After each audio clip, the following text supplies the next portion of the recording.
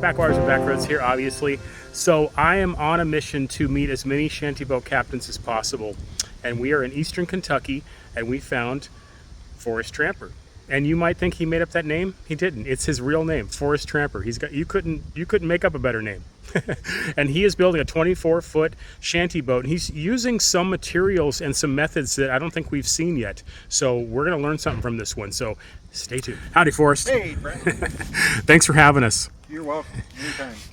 Why don't we start with the basics? All what do you right. got going here? I've got a pontoon boat that we're converting to a shanty boat, and I got it in the fall of last year and stripped it right down to bare pontoons and put a new floor on it, and now we're where we're at now. Yeah. What's the length? It's a 24-foot boat. Okay, and what's the model? Is it Bass Tracker? Yes, Bass Tracker. Yeah. Okay. Yep, A 24-foot Bass Tracker. Yep. Guys, for anyone that's paying attention on my channel, I have a 20-foot version of this that I'm calling the puddle jumper. So I am extra intrigued on this. But Forrest has done a couple of some modifications on this that are going to be very helpful. I'll probably apply as well. Maybe you could show us your center tune. Absolutely. Absolutely. Come on over here.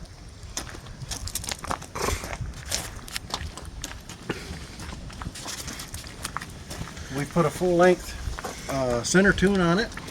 Goes from front all the way to the back, and it's a 24-inch tune, where the side ones are 22-inch. Okay. And I'm hoping to really give it some buoyancy.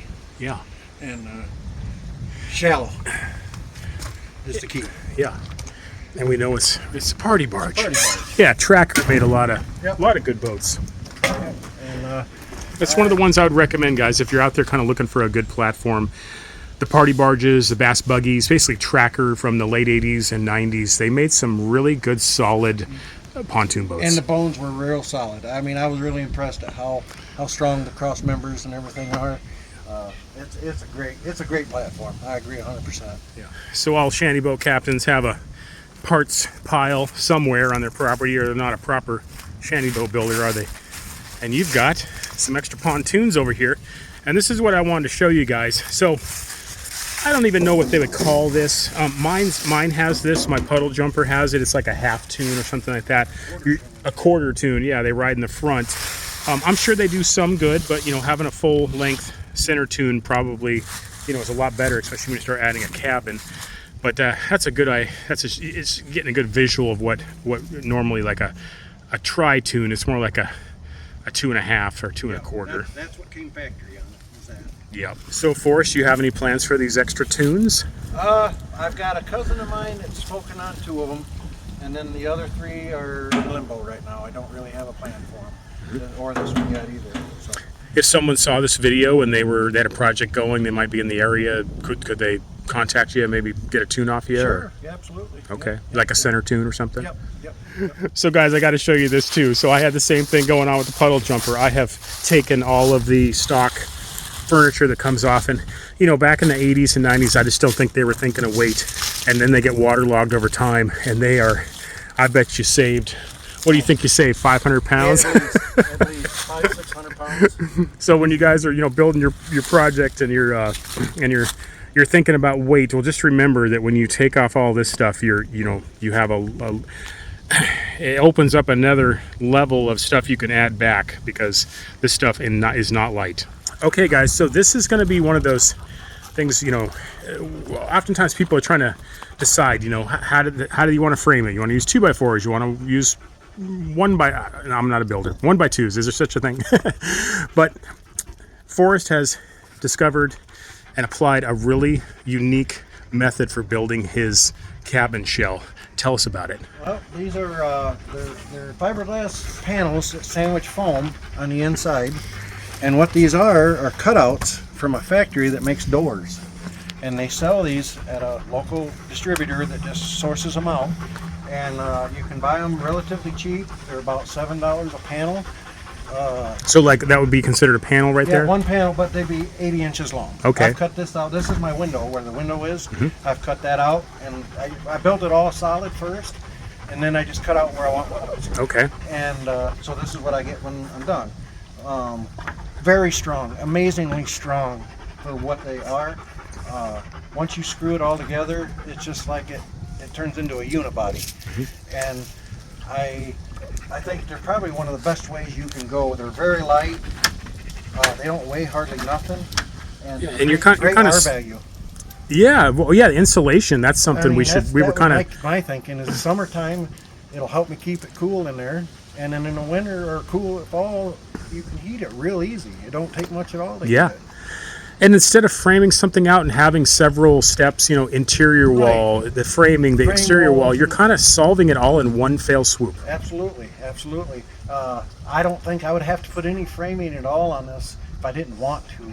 The only framing I put on here is in the roof, in the rafters, and that's only because I want to be able to carry a load on the top of this. And walk up there. I built the whole roof and everything out of the same panels, top, front to back. And it would have held me without the framing, but I want it to be strong, you know, obviously. And other than that, the wall, it's just a great way to go, I think. For the price, it's economical. I mean, you can't buy insulation and lumber and plywood for a third of what I've got into this. And with the way this is built, is there's a C-channel that you screw down to the deck, and then these set down inside that C-channel. So the C-channel screwed to the deck, these are screwed to the C-channel, and everything is combined and locked together with these screws. And it's really, really strong that way. You were telling me about how you'll take two and put them together by kind of hollowing out some of it and then slipping them together? Well, they come that way. You can buy them where they're chamfered on one side, and so there's an edge, and they slide together like that. And so there's a lip on both sides, and so that in itself makes a solid integrity. And then you put the screws in, and it just locks everything together. It's just it just works really well. There's a lot of give me the idea is actually my house is wrapped in them things, and there's a company that you buy these panels from.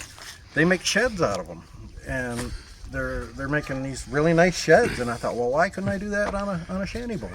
If someone sees this video and they decide they want to go this route, can they contact you and maybe you can put them onto the source? I definitely send them to where I get them from. Okay. Yeah, they've got a couple outlets in Corbin, Kentucky, and that's where I get them. And it's just a fantastic way to go, I think. It's super easy. One man I mean, I did it all by myself. Yeah, so that's another thing where you can just do it on your own. It's lightweight. It's not taxing. It's $7 a piece. $7 a piece. Would you have a ballpark idea how much you've maybe spent? I've got about $400 in panels. Okay, for the whole cabin? For the whole thing. Roof and all.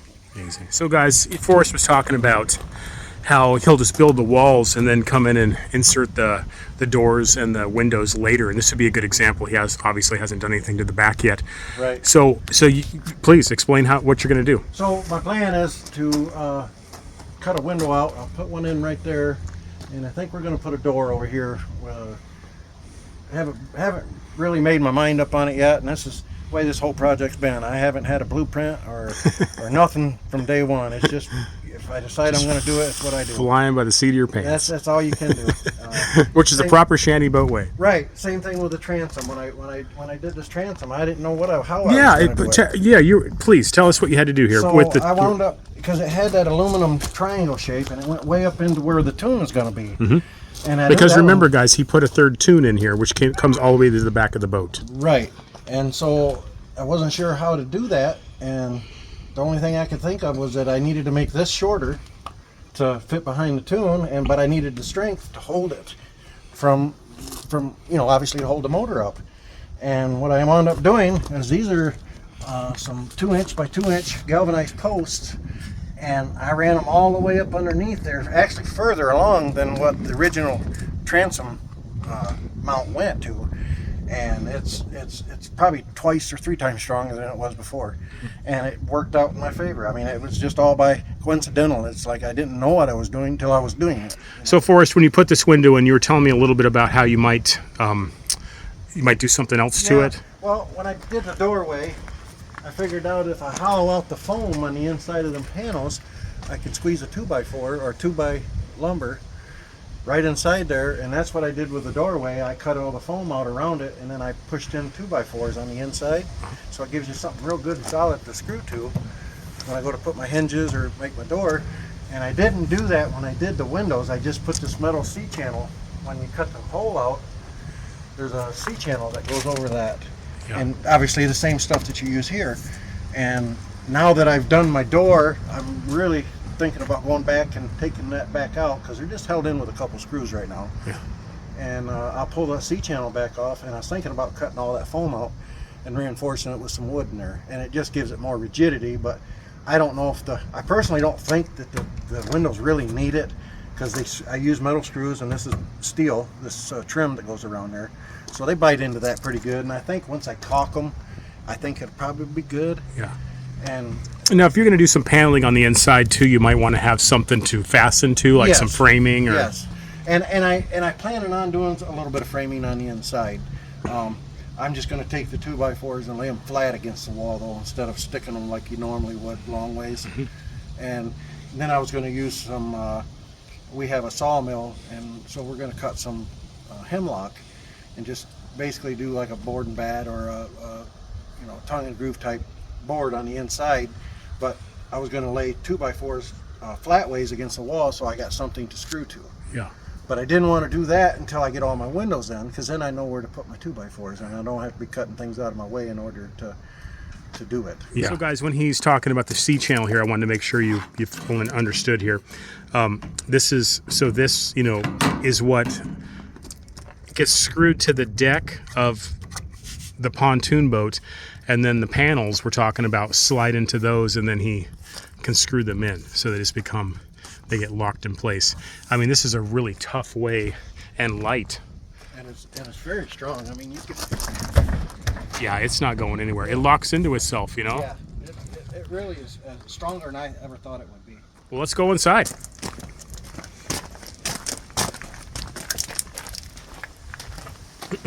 Now, I would feel bad, guys, to tell you how much Forrest paid for this pontoon boat and trailer, because it would probably break your heart. He got a screaming deal. He used to work at a marina, and let's just say sometimes people don't come back for their stuff, and if you're in the right place at the right time, you're getting good deals. Okay, tell us why you went with the orange. Well, it was on sale. Everything about this boat has been a budget build, so I've been trying to get everything, refurbished, or getting stuff like we went to a junkyard today. But everything I've been trying to do, been doing on cheap as we can do it. Yeah. And went to go get some gray paint, and it was $60 a gallon, and the orange was $20. So orange it is. Yeah. But I plan on covering it up. So. Yeah. Well, are you going to put some like indoor and outdoor carpet? Yeah. I think I'm going to do. I've got linoleum to go on the inside of the cabin, and then I was going to do outdoor grass out here. Oh. For the dog. Yeah. So they can just poop and pee wherever they want. And you just rinse it off. Now, you going to take all your dogs with you on your trip? No, just Stanny. Okay. She's the only one that travels. Guys, before we go in here, I just wanted to point this out really quick. When Forrest was talking about how he carved out some of the insulation in the panels and then put 2x4s. So am I understanding this correctly, Forrest, that there's 2x4s? Yep, there's a 2x4 sandwiched in between right here, all the way around the bottom. Okay, yep, to frame in your door, and you can do the same thing with the windows. Yep, absolutely. What is the dimensions of your cabin? It is 8 foot wide and 12 foot long. Okay, 8 by 12? 8 by 12. I wanted to go a little bigger, but I wanted to make sure that I had plenty of deck space up front. I mean, what's the boat life without a front porch? Yeah. What do you got, like about 6 feet up there? It's about 6.5, 7 feet to the point, 6.5 of usable space, I guess I would say. And then your back deck's just like a couple, 3 feet. Yeah, just big enough. Just going to have the gas tanks and batteries and stuff like that there. There will be a ladder that will go all the way up to the roof on one side. I built the roof flat, and I was really torn about this because I wanted to use steel and do the pie-shaped roof and have the water run off and everything. Like a graded roof? Yeah, but the problem I had was that it's so much usable space up there, and if you do that, you can't use it. Yeah. And the way it's set up now, I have no problem. I could have a friend come out and stay the night, and they can set a tent up there. You know, or a couple or whatever, they can come and camp on top. And, I mean, experience the great outdoors with us. Yep. I'm probably going to do the same thing with the Beagle barge. Right now I have a very slight graded roof. It's not much. And I can walk up there, but it's not very easy. So I am thinking about and I got this idea also from Chris's The Shallow Lady. I'll link in the description. His boat has a flat roof, and it really does double the space. It's like having a single story house and a double story house in a way. When you can walk on your roof and it's usable, it's strong enough to walk up there without worrying about it. You can put stuff up there. You can put your dinghy up there. You can put your kayaks up there. You can obviously sleep up there too. Have guests if it's a nice evening. Mm-hmm. I'm going to do the same thing. I would recommend, and I kind of learned this. I didn't have a choice in it because the barge was already built more or less. It was framed out when I got it. But if you are building from scratch and you're kind of trying to decide, do you want to have? No, I understand. I'll being a little bit long-winded here, but I will say this. Of course, the worry is when you have a flat roof, for leaks. People worry about leaks, but usually a shanty boat and boats in general, they're always sitting at a little bit of an angle. But when they have an outboard in the back, they're never sitting flat. They shouldn't, anyways. And so your water's always probably going to be trying to get off the back of the boat. And on top of that, anytime you're using it, they're always moving around and they're going to be shedding water off. So,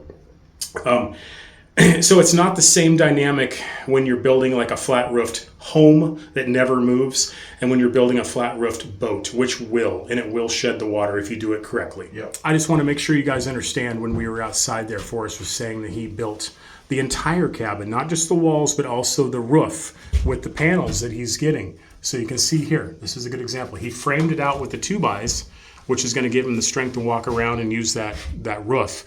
But at the end of the day, he's just using that same material. Now, Forrest, you were saying you were going to use some kind of roll-on application for the roof? Did a bunch of research, been looking online, and there's a bunch of ways to go with it. You could buy the rolls of rubber, and a lot of people say that that works great, but they're awful slippery if you get up there and get wet.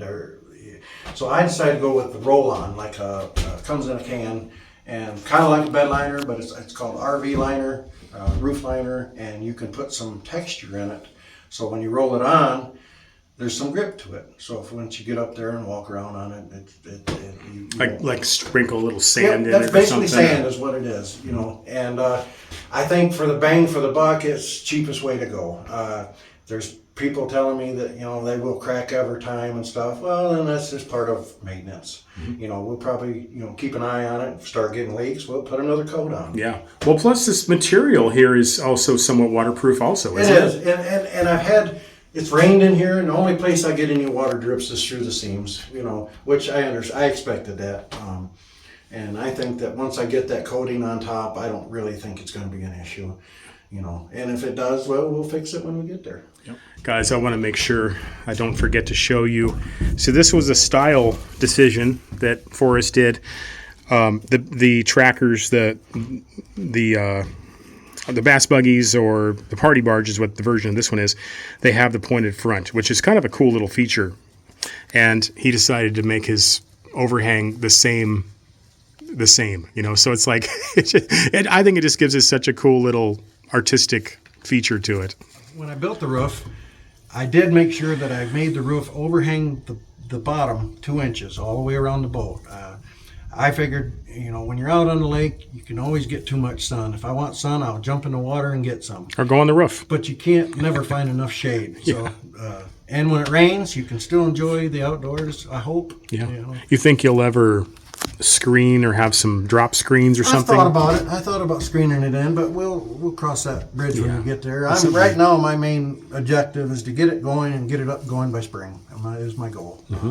Once it's on the water, we can keep on working on it. Yep. It's basically February now, guys, so he's got a couple months. Yeah. So, guys, when I got here, Forrest and I were talking a little bit before we started filming, and, he's still trying to decide how he's going to lay out the back here, what kind of door, if a door. Well, I'll just let him tell you his thoughts, and if you have any opinions or thoughts on it, please put them below. Yeah, absolutely. We'd love to hear them. I've got 2 more windows that I'm going to put in, and I haven't decided exactly where to put them.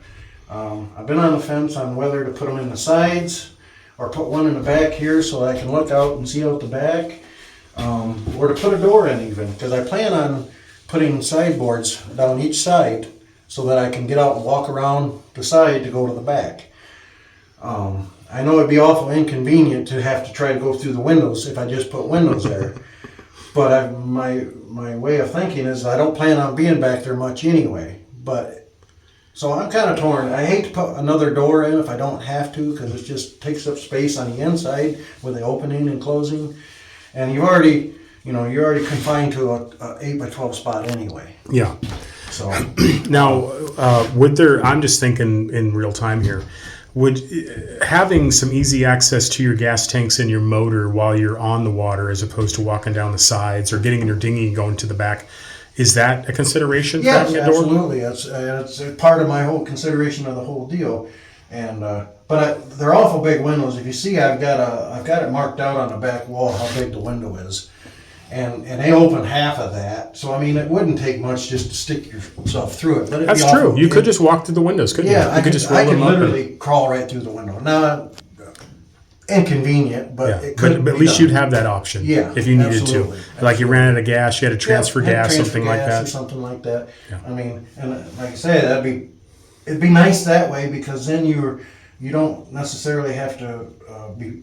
If you put a door in, you can't put nothing in front of that door, going in or out. So it just takes up a little more inside room by putting another door in. And so, I don't know. But then I also thought about, like I did the front door, I plan on putting removable hinges so that I can take the door right off the hinges, and I plan on making some way to hang them inside so I can just take it right out of the way. When it's beautiful out, nice out, and you want the wind to blow through, you just pull the door right off and stow it. I think it's a great idea. So, guys, he is also trying to decide how to do his front door, either swing out, swing in.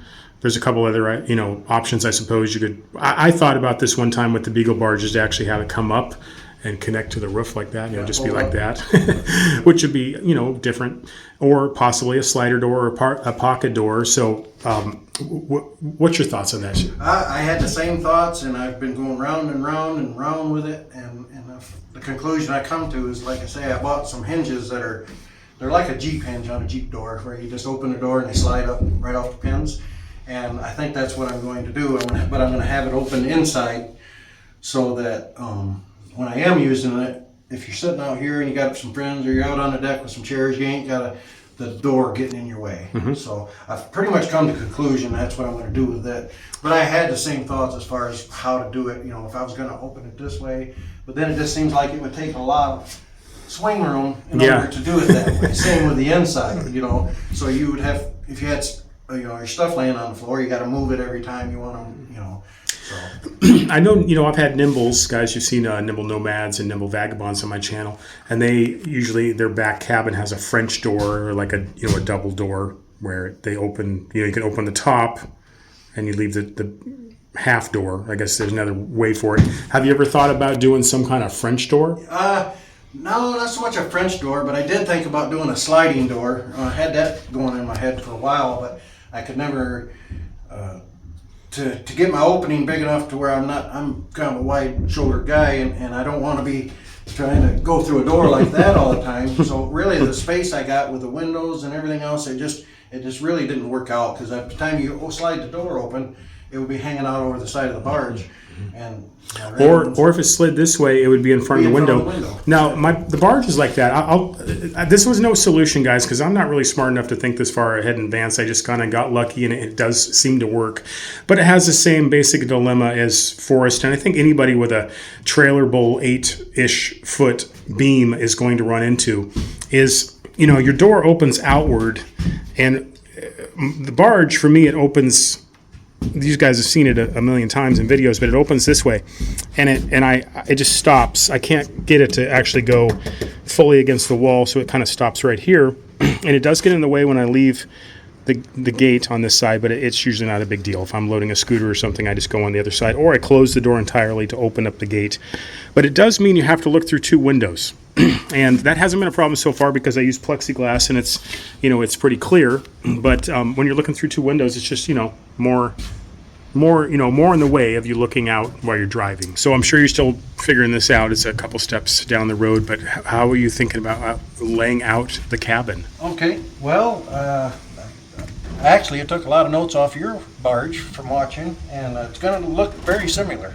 Going to come in, and there'll be the helm right here, and going to have probably a little galley right here, a little cook stove, maybe a little bench seat right there, and I'm going to put my bed right here, and then hopefully I'll have some storage somewhere in here. I can put some stuff in for storage, some storage totes or something like that. But other than that, that's keep it pretty simple. Simple as I can do it. Are you going to have a heat source? Yes. First option is probably going to be a little buddy heater. If that works well enough, I think it'd be portable, easy enough to stow, not permanent, Option B is a diesel heater. Those work really good, but they're kind of bulky, clumsy, They can be finicky too. Yep, and so I'm not sure with that just yet, but I know for sure a little buddy heater is all this will take to heat. I mean, I could probably heat it with a candle. Yeah. It really is. Isn't that amazing? That not only is it easy, but it's also good R value. Yeah, it's amazing what this stuff does. My whole house is wrapped in these panels. I know that for a fact, and it really made a difference on how it heats. So, Forrest, when you get your shanty boat done, as much as a shanty boat is never done. It's never done. But when you get it mostly done, what are your plans? So, well, honestly, the biggest plan I've had for years is to do the Great Loop, just like you did. I originally planned on doing it in a trawler type boat, and then after watching some of your videos, I realized that it's the only way to go is with a shallow draft. I mean, opens up so much more to do and places you can go, and places you can stay the night and not have to pay fees. But my plan is to do the loop someday. I think if all goes well, I'm going to spend a year maybe on Lake Cumberland here, getting all the bugs worked out of it. I might go up to Michigan for the summer. Haven't really made my mind up yet. But now, you're from Michigan. Yes. We should mention that, guys. So, he lives here in Kentucky, and a lot of his family is, he has family connections here. But he was born and raised in Michigan. Yep. And he was thinking about going up there this summer and working at a marina that a buddy owns one, and just living on your shanty boat there at the marina. That's the plan. If everything comes together the way I hope it does. What's your plans on a motor? Anything I can get on a deal. Right now I have a Evinrude 55 horse 2-stroke older motor that I can use. But ideally, I would love to have a Yamaha 4-stroke, 40 horse, 60 horse, something like that, or Honda.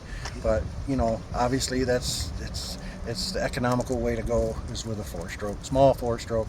I've got 2 13-gallon tanks I'm going to put on there, and I think if I could get something in that neighborhood, I could get some good range out of it that way. Now, guys, I know that nice mid-range 4-stroke, a 40, 50, 60 horse is like every shanty boater's dream motor. But if you happen to have one and it's for sale, I guess up to 70 horse, 40, 50, 60, 70 horse 4-stroke, and it's for sale, contact me. I always put my email in the descriptions, and maybe hook up Forrest Tramper here with a motor for his shanty boat. And guys, look what we got. Shallow Drafter Shanty Boat Club stickers, and Forrest is the first one to get one. Sweet. Now, people have ordered them along with flags, and I will be getting those out in the mail really soon. I just have to get home to fill the orders. But if you want a sticker, $3. Flags are $20. Yeah. And yep.